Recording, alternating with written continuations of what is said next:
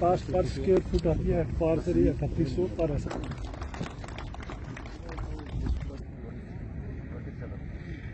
कभी कुछ ऐसी परियोजनाओं का शिलान्यास करना पड़ता है जिसके बारे में अगर सोचिए तो मन में ख्याल आता है कि काश हमें इसकी जरूरत न पड़े।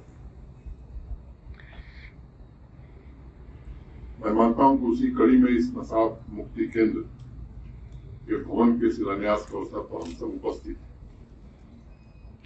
सोचने पर विचार स्वाभाविक रूप से आएगा किस प्रकार से युवा पीढ़ी को नशे की लत से बाहर निकाला जाए, उज्जत से बाहर निकाला जाए या उन्हें छुटकारा दिलाया जाए। और मुझे लगता है कि असली प्रयास यही होना चाहिए समाज का, प्रशासन का, कि ऐसे केंद्रों की जरूरत न पड़े। लेकिन कई बार हकीकत बड़ी कड़वी होती है और जम्मू कश्मीर में नशे की गिरफ्त में शिकार युवाओं की बढ़ती संख्या एक सच्ची कड़वी सच्चाई है। जम्मू कश्मीर पुलिस ने इस क्षेत्र में सराहनीय काम किया है।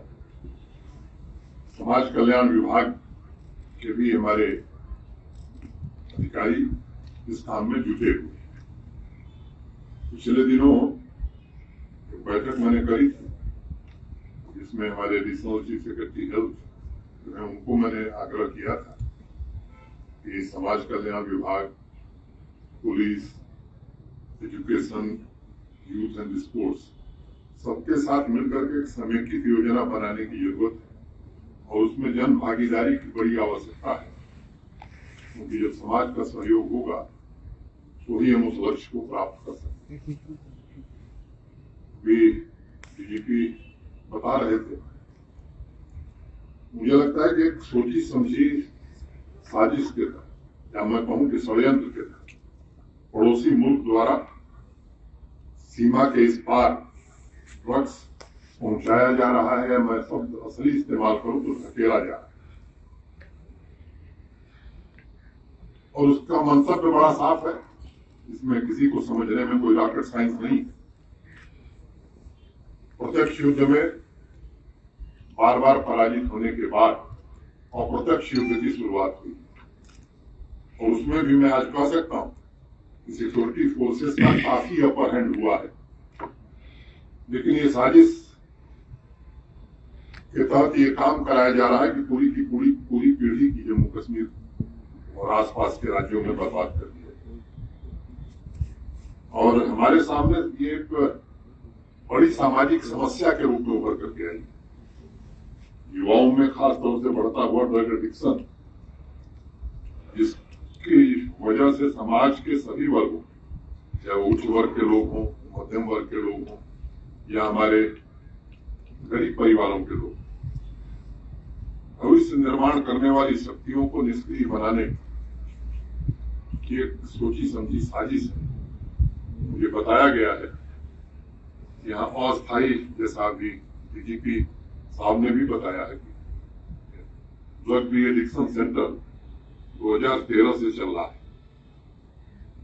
अखबारों में मैंने ये पढ़ा था कि 2014 में ये समस्या विकराल रूप धारण कर चुकी थी। इसके कारण, इस नशे के कारण हमारी युवा पीढ़ी के भटकने की गुंजाइश बढ़ती जा रही है। और इसलिए हमारी कोशिश होनी चाहिए कि 3 तरह की रणनीति बना करके इस पूरे मामले में हम काम करें। मुकेश सिंह जी कल हमें बता रहे थे कि रात से भटके युवाओं को मुख्य धारा में शामिल करने का प्रयास, पुलिस और नारकोटिक्स कंट्रोल टीम के द्वारा ड्रग्स स्मगलिंग पर रोक लगाई जाए, इसकी कोशिश पूरी शिद्दत से हो रही है।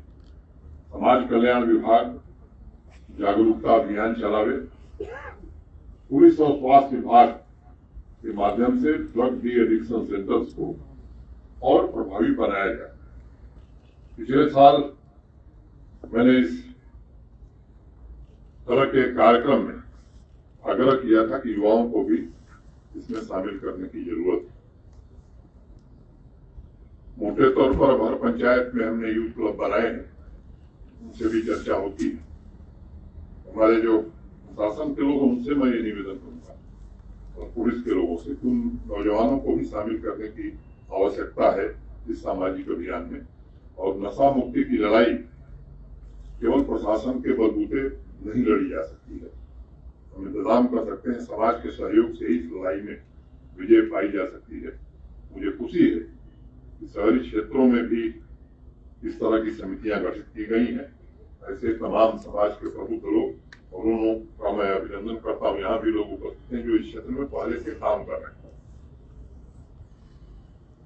मोटे तौर पर आप सबको मालूम कि लगभग 65% हमारी आबादी 35 वर्ष से कम की है और इसलिए इनका सदुपयोग हम करें। एक बड़ी फौज हमारे पास वॉलंटियर्स की है, चाहे वो शिक्षण संस्थान हो, उनको भी इसमें अगर शामिल करेंगे तो मुझे लगता है बेहतर परिणाम हमें मिल सकता है। पड़ोसी मुल्क के नार्को टेररिज्म का मुंह तोड़, क्योंकि ये केवल नशा की तरफ पीढ़ी को नहीं ढकेल रहा है। नार्को टेररिज्म बड़ा खतरा मैं मानता हूं।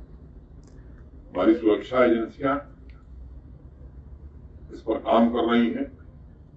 आतंकियों और उनके मददगारों को पकड़ने की कोशिश कर रहे हैं। एंटी नार्कोटिक्स टास्क फोर्स भी अपना काम कर रही है। जम्मू कश्मीर के जो 10 जिले प्रभावित हैं, वहां मुझे लगता है कि स्टेक होल्डर्स, यूथ क्लब, शैक्षणिक संस्थान, प्रशासन, पुलिस, ये मिलकर के सामूहिक प्रयास और जिम्मेदारी के साथ अगर हम आगे बढ़ेंगे तो इस पर नियंत्रण पा सकेंगे। ये जो नशा है हमारे सामाजिक ताने बाने को भी तहस नहस कर रहा है और मानवता के लिए भी एक बड़ा खतरा है। स्मगलिंग की रोकथाम, सुधार और पुनर्वास के जरिए समाज में नशे की लत समाप्त करने के लिए हम सब आज संकल्प लें और अपने अभियान में समाज के प्रबुद्ध लोगों को, इस क्षेत्र में काम करने वाले लोगों को और युवा वर्ग को जोड़ करके समाज की जो आकांक्षा है स्वस्थ समाज बनाने की, उस दिशा में काम करें। इस केंद्र में, नशा मुक्ति केंद्र में वो सारी सुविधाएं होंगी जिससे कि हम नशा के जो आदी लोग हैं उनको दोबारा से सही रास्ते पर लाए, उन्हें उनसे नशा छुड़ा दे और जहां पर उन्हें बिजी भी रखे। वैसे तो 400 करोड़ रुपया इस पर लागत आएगी, लेकिन जैसे कि मुझे बताया गया कि यहाँ पर खेल कूद की व्यवस्था भी होगी, व्यायाम की व्यवस्था भी होगी, मनोरंजन की व्यवस्था भी होगी और भी कुछ ऐसे चीजें जहाँ पर होंगी जिससे वो लोग जो हैं उनका मन भी लगा रहे और आस्ता आस्ता वो नशा से मुक्त हो जाए। हमारे लिए ये खुशी का मौका है कि एक नेक काम जो बड़े लंबे अरसे से हम लोग फ्रेगमेंटेड वे में कर रहे थे, थोड़े लेवल पे कर रहे थे, जिसकी जरूरत बहुत बड़ी थी, वो जरूरत समाज के लिए आज पूरी होने जा रही है। हम लोग ड्रग एडिक्शन की अगर बात करें तो जम्मू कश्मीर को टेररिज्म की जितनी बड़ी चैलेंज है उससे ज्यादा बड़ी चैलेंज बन के उभर रही है नारकोटिक्स की, जो न सिर्फ टेररिज्म को ऑक्सीजन का काम कर रही है, इसके लिए पैसा जुटाने के लिए, लॉजिस्टिक जुटाने के लिए, इसकी खरीदो फरोख्त के बाद जो पैसा मिलता है उसको इस्तेमाल किया जा रहा है, बल्कि हमारी नई पीढ़ी को टारगेट किया जा रहा है, उनको पूरी तरह नुकसान पहुंचाया जा रहा है। जहां टेररिज्म इंडिविजुअल तौर पे टारगेट करता है लोगों को, सिविलियंस को, फोर्सेस को, वहां नारकोटिक्स पूरे तौर पे समाज को टारगेट करता है, फैमिलीज को टारगेट करता है, सोसाइटी को टारगेट करता है और पूरे समाज की तबाही की तरफ ले जाता है। पिछले कुछ सालों से हम देख रहे हैं कि ये रुझान बहुत बुरी तरह बढ़ रहा है।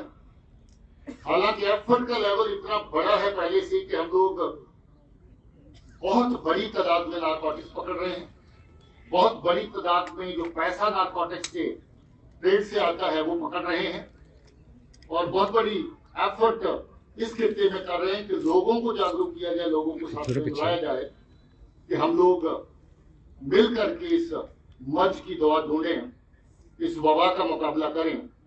मगर फिर भी अभी तक जो कोशिशें हमारी हैं, मुझे लगता है कि इससे बहुत ज्यादा कोशिशें करने की जरूरत है। मैं शुक्रिया कहना चाहता हूं ऑनरेबल एलजी साहब को, जिनकी वसादत से हम जो बहुत छोटी जगह पे एक सेंटर चला रहे थे, उसको एक बड़ी जगह और एक बड़ी फैसिलिटी में कन्वर्ट करने का मौका हमें मिल रहा है। आज का ये प्रोजेक्ट, जिसको स्मार्ट सिटी के अंदर ऑनरेबल एलजी साहब की हदायत पर शामिल किया गया और जिसकी फंडिंग स्मार्ट सिटी से और एयरपोर्ट अथॉरिटी ऑफ इंडिया की तरफ से हमें मिल रही है, उनके CSR कार्यक्रम के तहत,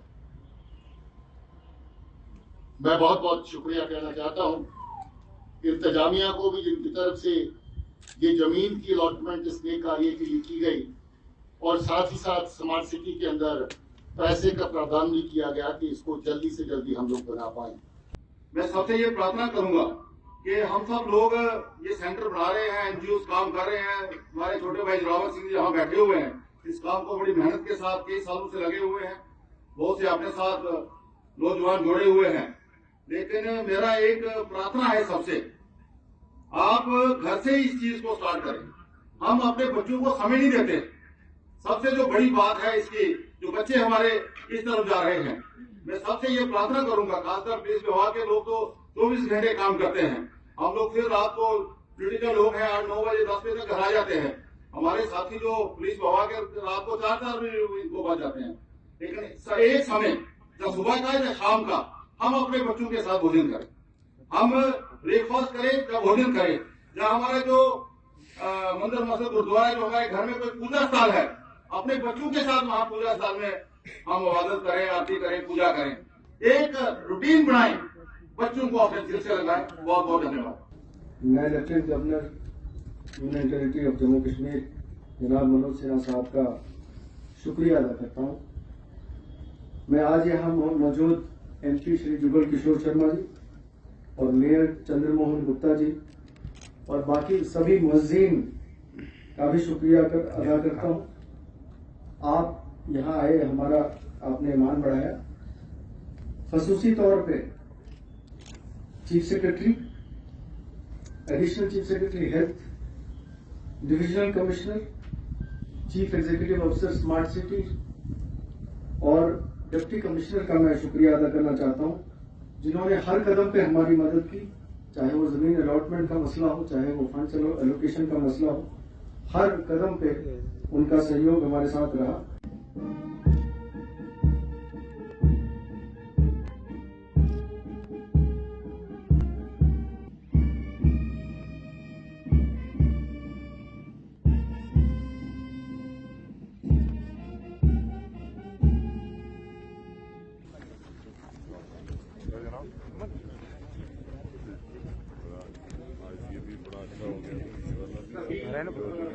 ड्रीम प्रोजेक्ट गुजारिश है कि हमारे साथ जम्मू का ड्रीम प्रोजेक्ट